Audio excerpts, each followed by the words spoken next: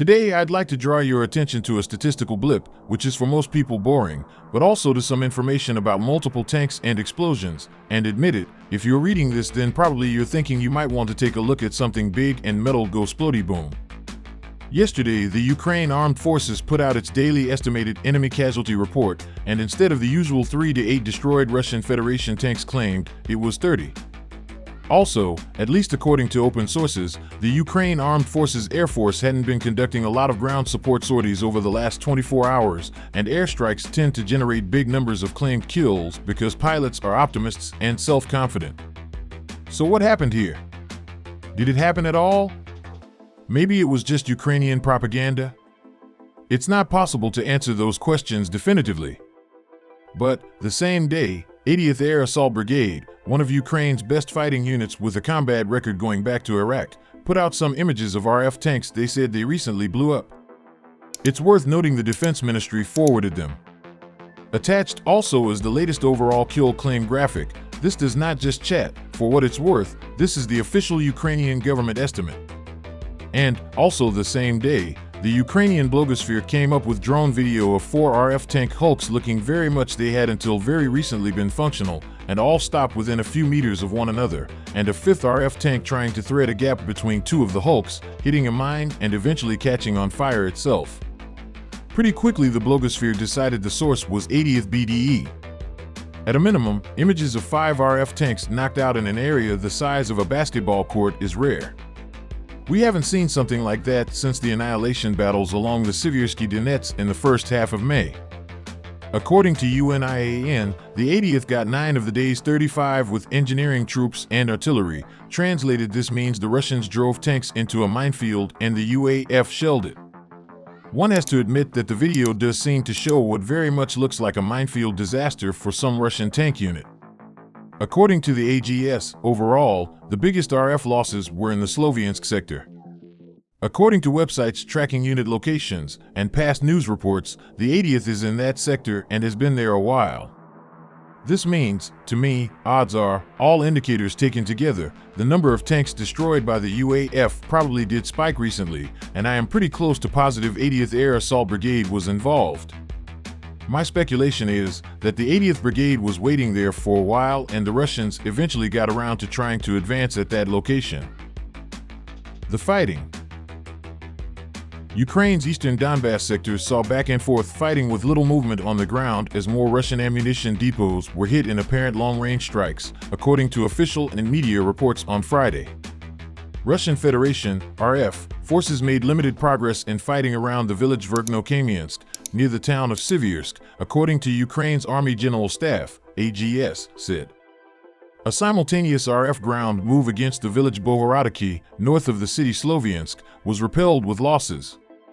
RF artillery and aircraft struck UAF positions, as well as Ukrainian homes and businesses, at more than 30 other locations across the Donbass fighting front, the AGS said, but at those sites made no attempts to gain ground, the statement said.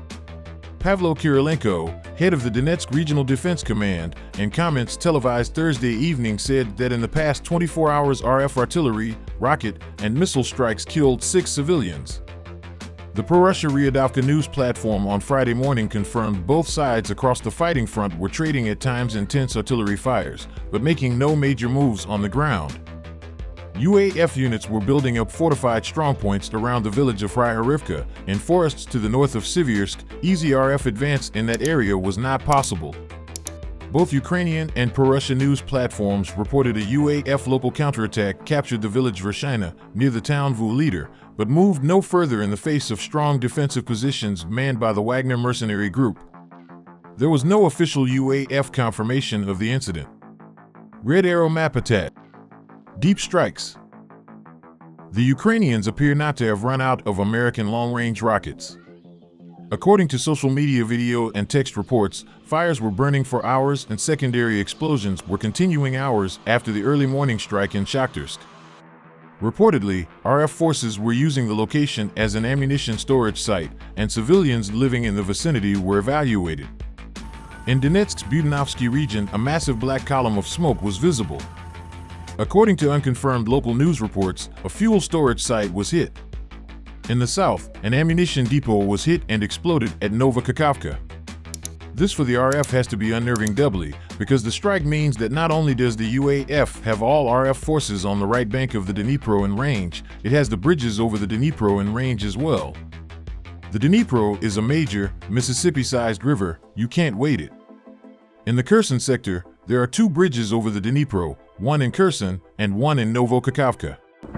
If the UAF takes those 2 bridges down, and it can do so right now, then all RF forces between Zaporizhia and the Black Sea literally will have no way to get back to Russia. I think it is this reality that is part of the continuing rumors and reports that the UAF might, quite soon, liberate Kherson. In the short term, if it happens, it won't be so much because the UAF defeats the RF, but because smart people in the Kremlin see the handwriting on the wall and pull their troops out of a trap that isn't yet sprung. Of course, smart people in the Kremlin seem to be a challenge in this war. Looking ahead, no less than the British Times newspaper tracked down former NATO Europe commander Phil Breedlove, a longtime advocate of fighting and defeating Russia in Ukraine, who repeated his traditional aggressive rhetoric against the Kremlin, and then pointed out that a really good target for UAF long-range rockets would be the Kerch Bridge, which connects Crimea to the RF mainland. According to him, the bridge is an absolutely legitimate UAF target. We can debate whether Breedlove is speaking for himself or the US government. What is not up for discussion is that the present long-range precision rockets the Americans are giving the Ukrainians have nowhere near the range to reach the Kerch Bridge. Given current fighting lines, the UAF would need rockets that reach 300 kilometers. The Americans manufacture precision strike munitions like that, but so far, they haven't given them to the Ukrainians, officially so as not to antagonize the Russians, and unofficially because the Pentagon policy is always to give the Ukrainians a small batch of the new weapon system and then watch to see whether they are competent at using it. I'm not going to predict the future, but I think it is undeniable the small batch of long-range rocket systems the Ukrainians have in their hands right now, 9 according to most sources, are being used more than competently. If you had money invested in the Kerch Bridge, that would not be good news. Behind the lines. Ukrainian partisans murdered a police officer in Novokakhovka who was working with the occupation authority. He had reached the rank of assistant city police boss. In Russia and occupied territories. In Kupiansk, the railhead city in the northeast Kharkiv region, we had this peculiar development. Mayor Gennady Matsugor just got arrested by the Russian FSB for reasons not made public by the Russians. What makes this a little strange was that Matsugor was already in serious trouble with official Kiev because when the Russians invaded and took over Kupiansk, he at a minimum did not organize any resistance and according to some reports cooperated enthusiastically with the Russians. Ola Senhubov, head of the Kharkiv Regional Defense Administration, said Matsugor faces treason charges if the Ukrainian police ever get their hands on him. But right now, it's the FSB's turn. Also, the Ukrainian blogosphere coughed up a photograph of an army recruiting poster from the depths of Russia. The main message, only dummies go to university, join the army and defend the motherland. Counterattack. More information noise is coming through to lend credence to the theory that the UAF is either in the process of pushing some kind of counterattack towards Kherson, or that something substantial will come in that area soon. Over the last 24 hours, a high-profile political analyst named Evan Karas predicted good news soon and suggested Kherson might be liberated sometime in July. A fairly well-known military analyst named Ola Zhdanov said the UAF is in a position to cut off RF forces in the Kherson sector, in part by capturing or destroying the Novokakhovka bridge, but at present, the UAF needs to build up its force.